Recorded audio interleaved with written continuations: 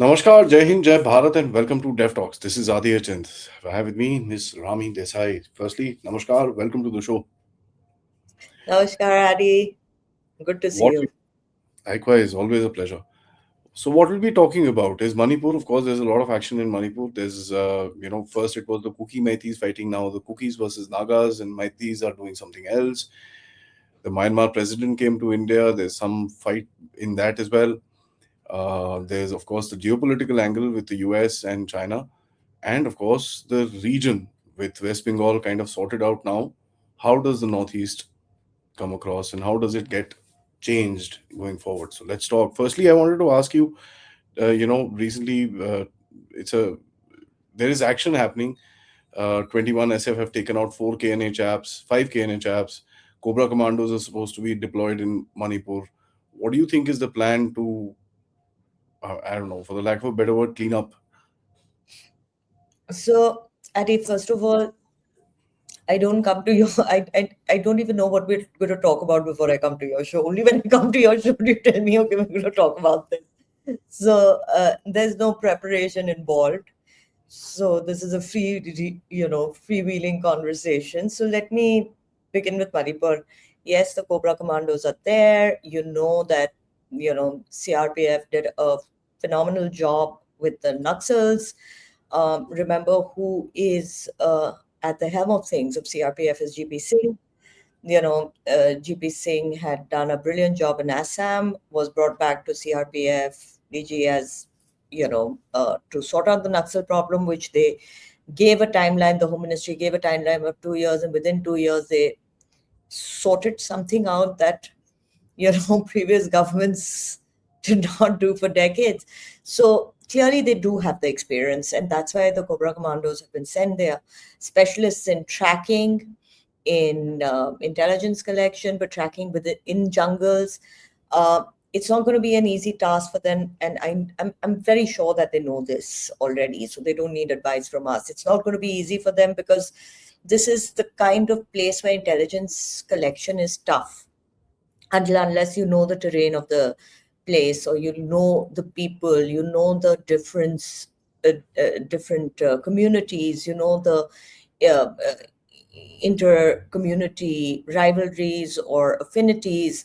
It's not an easy job, but I am fairly certain that they know this. We are not going to send our boys uh, to an area like this without this sort of preparation. So I think the mandate is to really flush out these miscreants, um, to be able to control the groups that have been, triggering violence ever so often. Whenever um, violence subsides, we notice that somebody or something or some group triggers it. So I think that's the reason this action has been taken, and I think we must welcome it. Of course, I am also on many groups, and there are many different points of view to it in terms of um, how are they going to be doing it. When there is so much of securitization on the ground, it hasn't happened. How are these commandos going to come and do it? Look, I think one just has to send your best people in, adjust and adapt to the situation, and hope for the best. Until and unless, and I've said this from day one, you've heard me say this multiple times, so have so many other people, that communities on ground don't want peace, nobody else can enforce it. So I think everybody also needs to be a stakeholder in this process, but we have the best people on ground, so we can hope for the best. But it's You know, not going to be easy. I don't see a easy solution ahead. no, no, not at all. Indeed, I don't actually, I don't anticipate an easy solution because there's a problem which has been going on for 80 years. Yeah, it's not going to just sort out immediately. The Mm. border needs to be done. Border will take another 3-5 years for it to get finished. The border needs to be finished. The groups need to be spoken to one by one. They're being spoken to, but it still takes time. Having said that, you know what? The the Nagas kept out of this fight for a long time. They didn't kind of interfere in it. They didn't want to come inside. They didn't want to interfere. They just kept calling for calm. And today we see there's a clash between the Kukis and the Nagas. There have been abductions. There have been all sorts of things with blockades and this and that and the other. What's happening here? What's pushing this now? Look, this was going to happen, where there is three communities staying, and that's one of the reasons we've always said that Manipur is different to any other state, because it is not, you can't look at it in a binary, it's not this community, or it's not one community or two communities. It's three communities plus sub-communities, subgroups. It's not an easy situation. And anywhere with prolonged conflict, uh, with groups that are weaponized to the teeth, armed to the teeth, like we have seen in Manipur, that feel that they can have access and control over national assets like highways, uh, who feel emboldened because of how prolonged the conflict has been. um, it's obvious that it's only a matter of time when all communities are going to get involved, and I think that's what's happened. Um, it was at a very village level when it started, and it didn't start like last month or 2 months ago. It started, a while back. It was at a very village level, but obviously now it's proliferated to a community level. And this is something that right at the outset, also when we started speaking about this, we said, well, the Nagas really, it's a good thing that they haven't gotten involved, because then it just becomes it just becomes like a very difficult situation to really then understand or control. There's no area that is peaceful, no area that is in control of local community leaderships. So this was a matter of time. You can't stay in you can't continually stay in a state of heightened aggression, which is which is what has happened in Manipur. When we talk about the border shore, you know, it's something that you and me have also always said, is that you can't talk about Manipur just by itself. When we talk about the border shore, there's a certain amount of fencing that's been done. More fencing is going to be done. There's been a suspension of FMR, not entirely, depending on the state that it's in. The surveillance is going to increase. All of that is going to happen. But eventually, is it going to be 100% proof? No, it isn't. Is the impact of the conflict in Myanmar going to affect us? Is it going to have an impact on us? Yes, it is. Um, Many groups, to sustain themselves, are going to either support one side or another side in Myanmar. We've already seen that in recent times.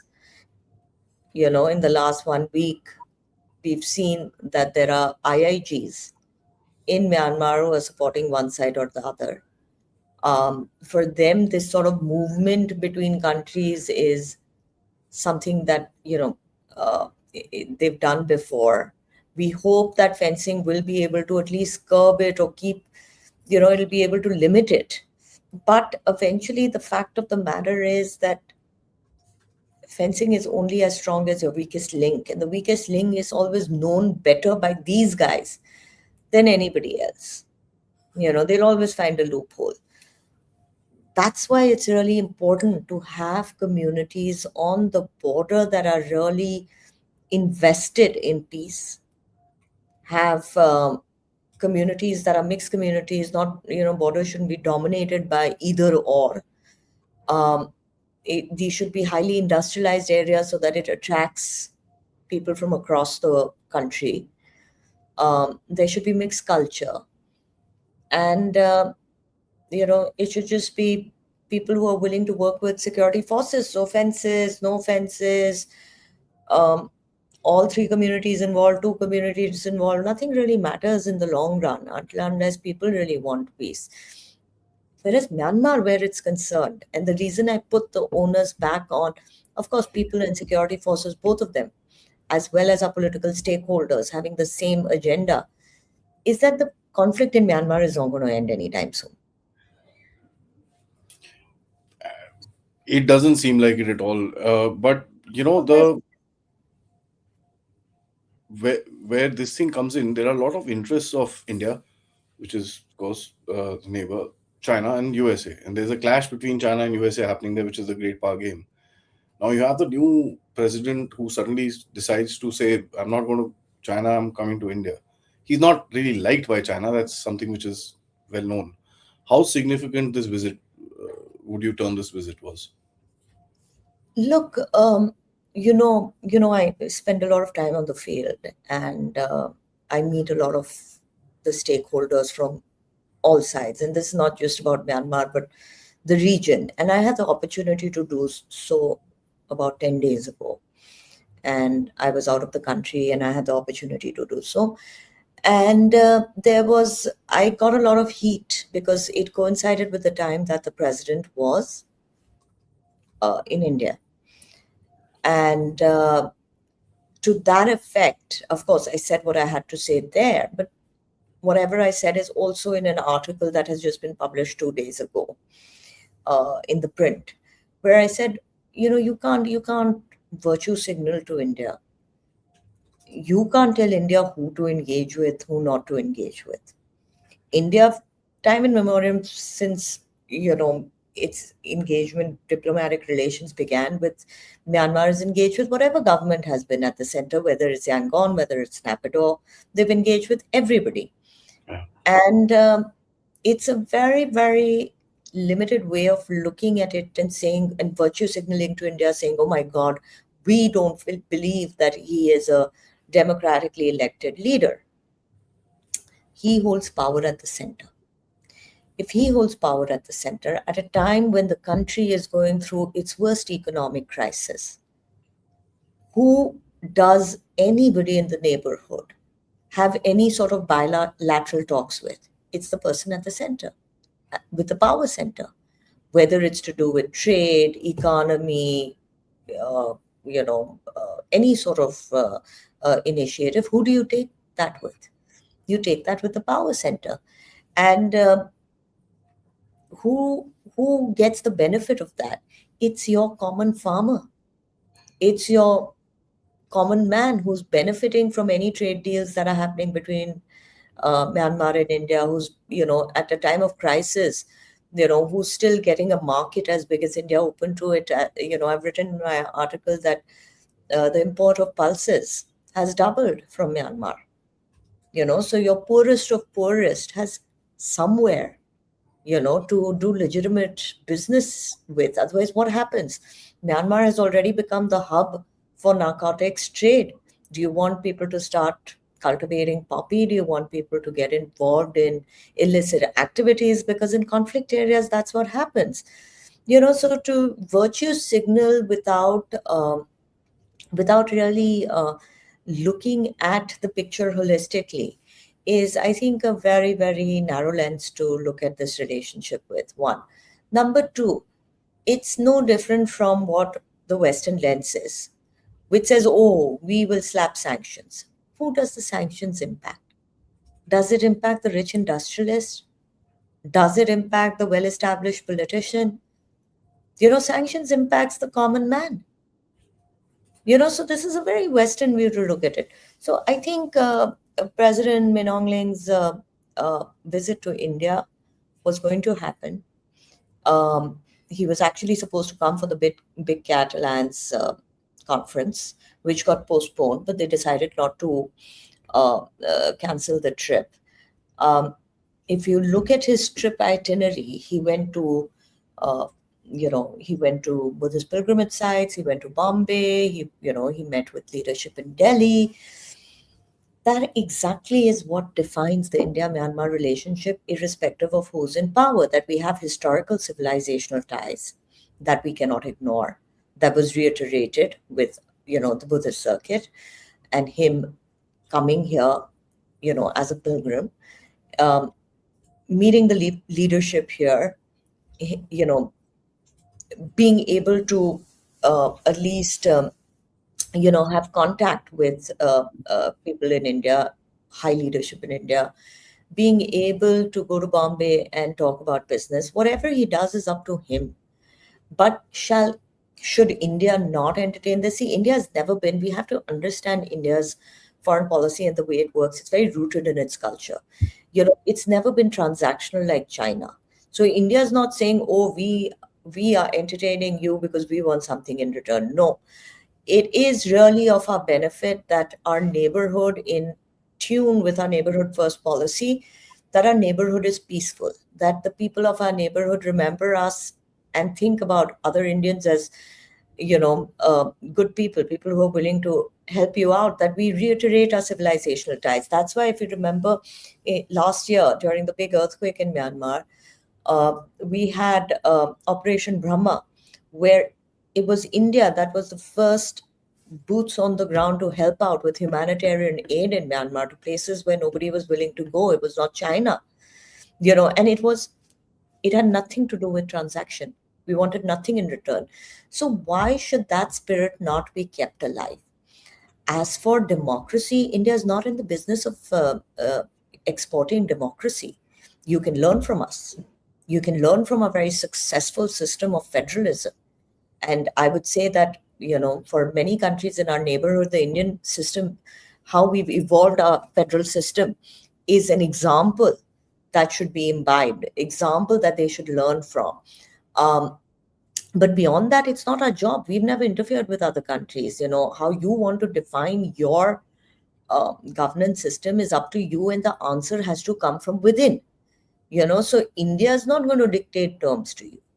Number three, um, don't tell me that there hasn't been the resistance, or the umbrella government in exile and so on and so forth, people or members of that who haven't been doing the rounds around in India. That is also happening. So I just feel that this trip is important, as it always has been.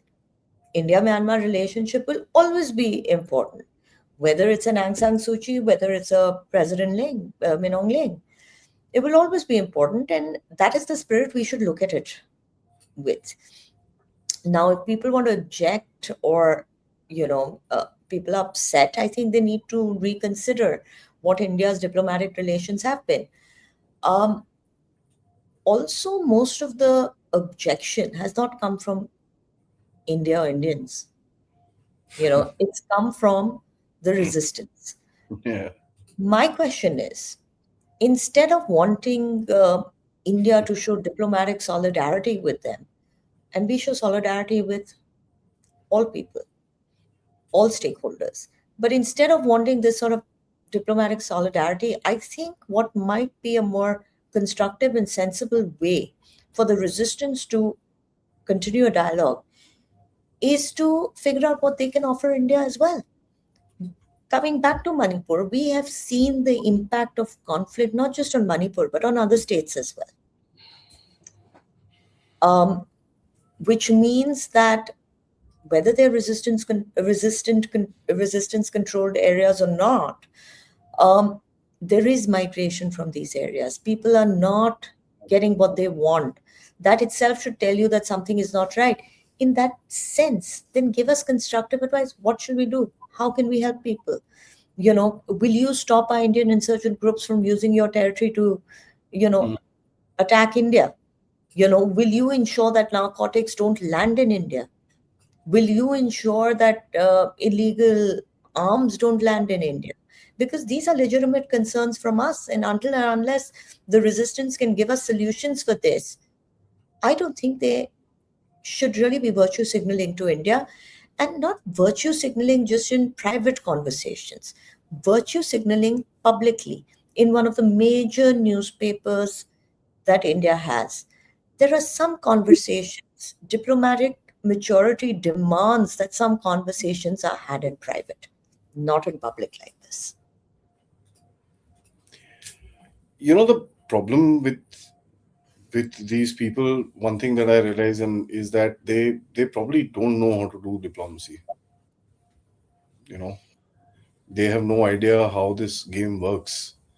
They've been in this sort of a whatever war or whatever they've been in, which has created a very transactional sort of a system in their country, and where they're looking for something somewhere or the other, right? So that's something which I see here where I've met some brilliant people, hmm, some really smart people who understand a lot of important things about Myanmar, about their own country. They understand, um, what is the way forward. They understand who they must be engaging with, how they must be engaging within their own country.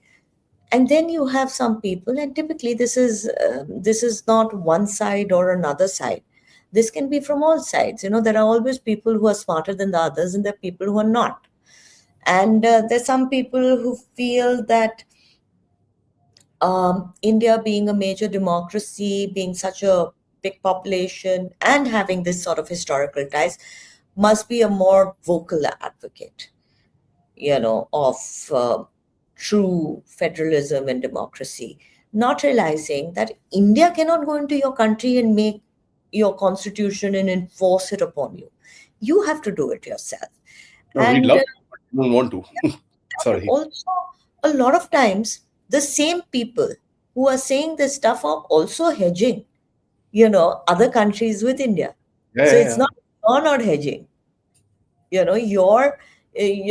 doing a balancing act with, let's say, China, or you're doing a balancing. So come on, that is the world that we live in. We have to be mature about it. And all I can say is, you can't expect the government to take you seriously when you're engaging with people who are anti-government in India. And for those people who should understand this, will understand this. I'm being very cryptic. Like, I can personally, I figure out. Anyways, the main,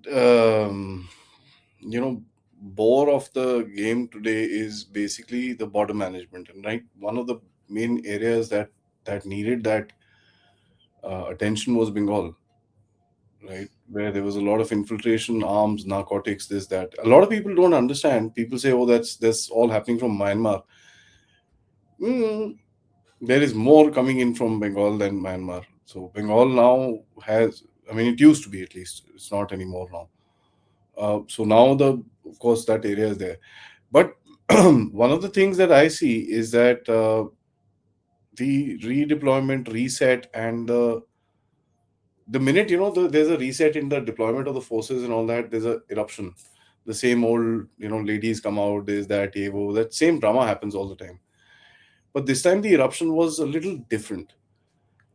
It didn't really catch on to the narrative as they would have wanted it. Especially the help from the West didn't really come. The Nagalim lobbying and this and that, that everybody is registered 547 for that. What's her name?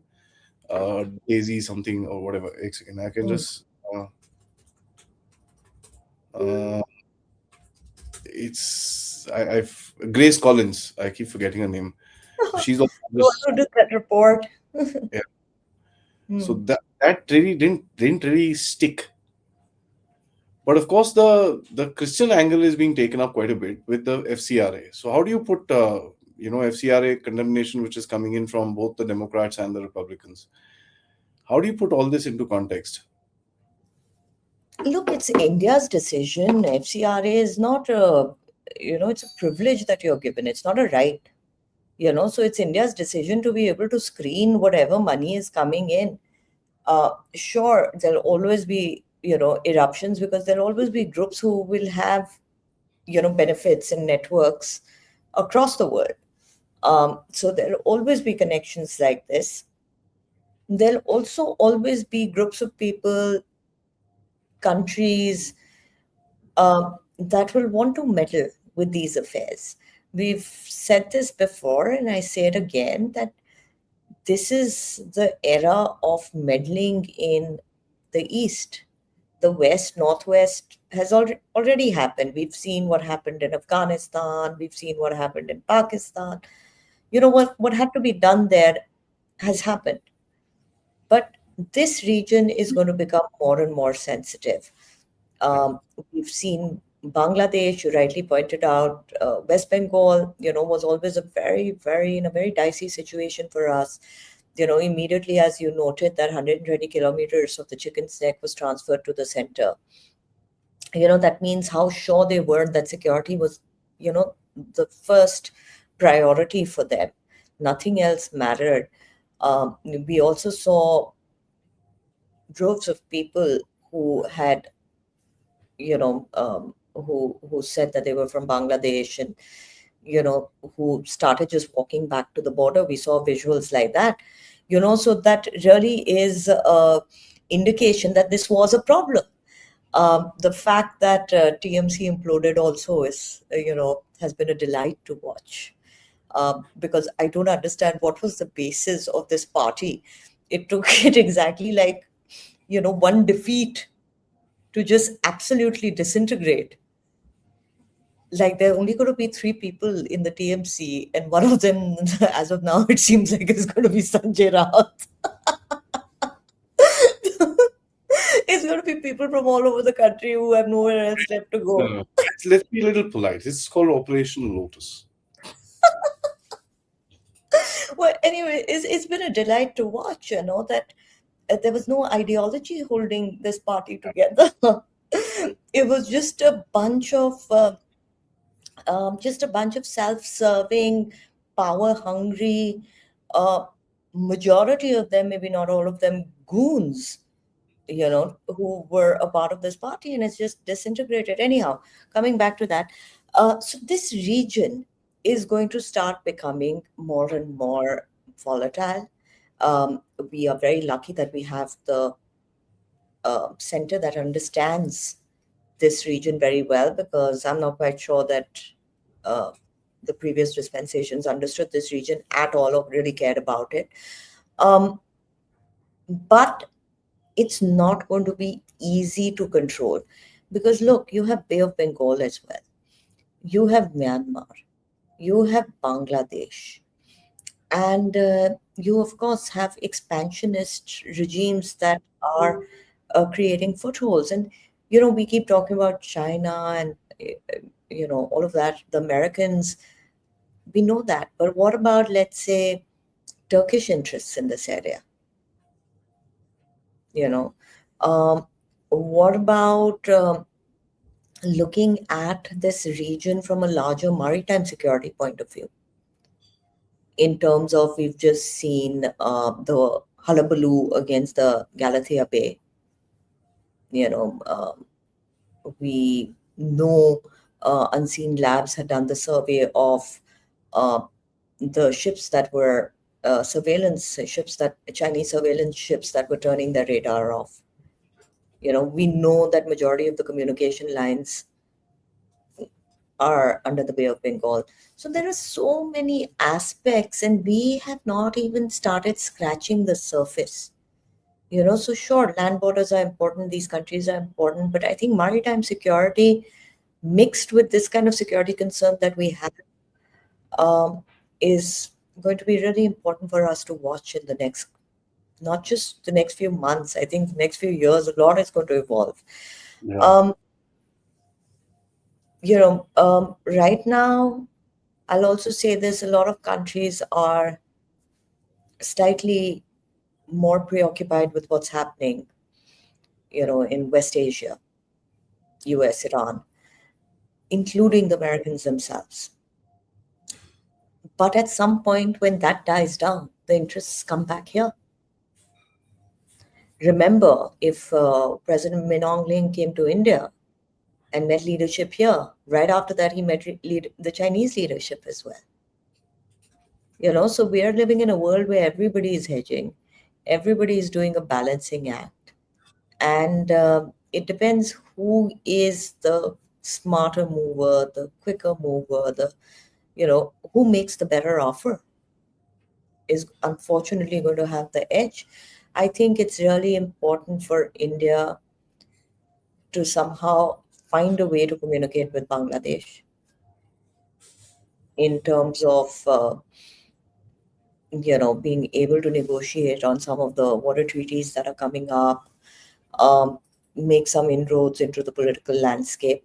I think it's really important that we finish some of our projects, like, let's say, the Lido Road, um, coming up till India before the Chinese get to it. And I really do believe that this government has really smart people, and that Lido Road, which was kept the way it is on the Myanmar side, because I've been on the Pangsao, up to Pangsao Pass, and that road is the Stillwell Road is a fairly good road, but it's across the Myanmar side that the road is bad. And the previous policy used to be that uh, India will not build it because it'll bring the Chinese to our doorsteps. Now, of course, I'm really sure that our policymakers understand we don't need to build the road to have the Chinese on the doorstep. They can build the road themselves. So it's better that we build the road and gain whatever benefit. So it's very important for us to finish that. It's very important for us to finish the Kaladal multimodal project. It's very important for us to gain some sort of strategic value in Rakhine State. Because eventually, to counter the Rohingyas in the Chittagong Hill tracts, this could be an area of common interest. Um, the Rohingyas are fully radicalized. The Four Brotherhood Alliance, ISI is training them. They have weapons coming from everywhere. I'm sure the Americans are giving it, sorry, the Pakistanis are giving it to them. I'm sure they must have some amount of Chinese weapons. But remember, they will have weapons from the maritime routes as well. So they're going to be highly weaponized. It was only recently that one of the leaders said that we only have one mandate in Rakhine State, that is jihad. So sometimes your neighborhood concerns should become your concerns as well. Well, I do hope they understand that, but you know, evidence suggests that they don't. So it's a little. I also really wish, and I know we're going to speed up with this project, and I'm actually going to be in the Andamans this weekend. Um, and I'm sure they're going to work on this doubly hard is the Galathea Bay projects, whether it's the transshipment bays or whether it is, the airports or whatever development that they've planned. Because I think it's imperative for us to understand that, again, when we look at the Chinese, and if we want to, even though Galathea Bay, let me tell you, has not at the outset been uh, projected as a security, a plain and simple security initiative, it's more about development. But I'm just saying that, we have to understand that 55 kilometers away from Andaman and Nicobar Islands is the Coco Islands. There's Yeah. enough evidence to know that, your landing strips have been increased there for fighter jets. Why do you need fighter jets in the Coco Islands? We know that there's presence of the Chinese, even though it's a Myanmar-controlled island. Why do you need that? Close to that is the Preparedness Islands. We don't know much about it, but can totally be used again. Um, so why should we not have this sort of presence in Andaman and Nicobar Islands? So, I'm really hoping that I'm sure nothing is going to stall it. I'm sure we're going to power through. But I hope, within the next 10 years, we reach all our uh, markers of, development markers in Andaman and Nicobar Islands, because this is going to become really, really important for us. We haven't even reached uh, digging or understanding enough of the submarine bays that are being constructed in Myanmar, similar to Bangladesh. So we have to question, not because of any other reason, not because of some immediate threat, but because a country like ours needs foresight and geostrategic space, once ceded, historically, we know can rarely be taken back. That is true. I have a simple last question. You know, is the fact that when you look at this particular region, I mean, over the past Sorry about that. Over the past about 2 years, and we've been, I think, discussing, you and I have been discussing it for a little more than that. Uh, when you look at the region, it has changed quite a bit, right? From the previous crisis, and you also have the, let me just say, the previous setup of the structure of this entire area was quite tight. Right now, it's kind of slowly easing up. So, would you consider it as an improvement or a Look, dim? look, I've been traveling these areas for 20 years now, if not 25, right? And for me, the improvement has been incredible. It brings tears to my eyes. Whenever I see little developments there, like, the Guwahati airport's opened up, and I can't wait to go there because there was a time, Addie, and I think I've told you this in private conversations, that the only way you could go to many of the other states was only via Guwahati. Yeah, There was no other way of going anywhere else. And then, or you took trains and things like that. But one of the things, even after we made the kind of changes that we have in the last, 10, 15 years in the Northeast, one of the things that used to really like bother me was the airport in Guwahati because the traffic used to be huge. There are mhm, lots of flights that jump in Guwahati and then go further. And just the fact that the airport, much later on got Starbucks was something to rejoice that you could get a cup of coffee. It wasn't fair because everywhere else, even the smaller airports you went anywhere else, were so well appointed across the country. um, from 6 airports, we've come to 16, I think, approximately that number. We've doubled it. Why could this not be done before? I think, if I'm not mistaken, there used to be some, 0.5 kilometers of road construction a day, and now it's gone up to 2.5 kilometers or something like that. Why weren't these advances made? Insurgency, 74% decrease in insurgency related incidents. A lot of groups becoming completely um, useless now.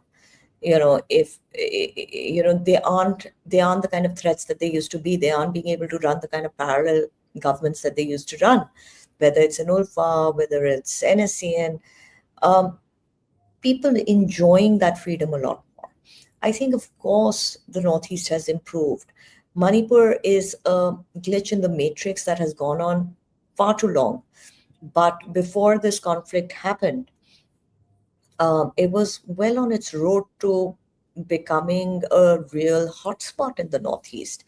And I can't pray enough that that is the time that comes back, and I get to go to a Manipur where I can travel to the hills and I can travel to the valley, and that there is larger foresight to what